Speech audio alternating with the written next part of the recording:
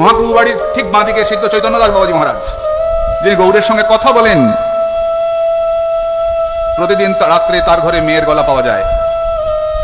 সবাই ভাবে বাবাজি দিনের বেলা বাবাজিগিরি করে, বাবাজি বাবাজি খুব একবার ত্যাগ, আর রাত্রেবেলা মেয়ে লোক আসে ঘরে। হাতে হাতে ধরবো। মহাপ্রভু পাড়ার বড় গুন্ডা ভীম তার নাম। সেই প্রাচীরটা এখনো আছে, উঁচু প্রাচীর। রাত্রেবেলা উঁচু প্রাচীর টপকে ভেতরে পড়েছে। ভেতরে পড়ে দেখছে সিদ্ধ বাবার দরজাটা ভেজানো, ভেতরে আলো জ্বলছে, মেয়ে লোকের গলা। মেয়ে লোক কারোর সঙ্গে যেন প্রেম করছে, তোমাকে আমি ভালোবাসি ইত্যাদি ইত্যাদি প্রেম করছে একটা মেয়ে লোক। ভীম বলছে, আচ্ছা রে বাবাজি, আজকে হাতে হাতে ধরা, ভণ্ডামি বার করছি।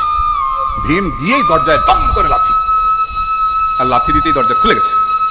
খুলতেই দেখছে ভীম সিদ্ধ বাবা তার আসনে বসে আছেন সমাধিস্থ, সার শরীর থেকে জ্যোতি বেরোচ্ছে, আর তার গলা থেকে ওই মেয়ে লোকের গলা বেরিয়ে আসছে। তিনি নদিয়া নাগরীর ভজন করতেন, মহাপ্রভুকে স্বামী চিন্তা করতেন, নিজেকে মহাপ্রভুর প্রেমিকা চিন্তা করতেন। আমার সাধন হলো সারা, আমার ভজন হলো সারা, নদের চাঁদের কান্তা আমি কান্ত আমার গোরা, সিদ্ধ বাবার বাণী।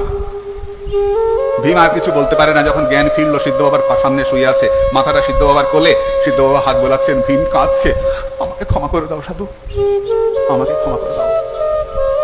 সাধু ক্ষমা করে দিলেন। ভীম সিদ্ধ বাবার শিষ্য হলো।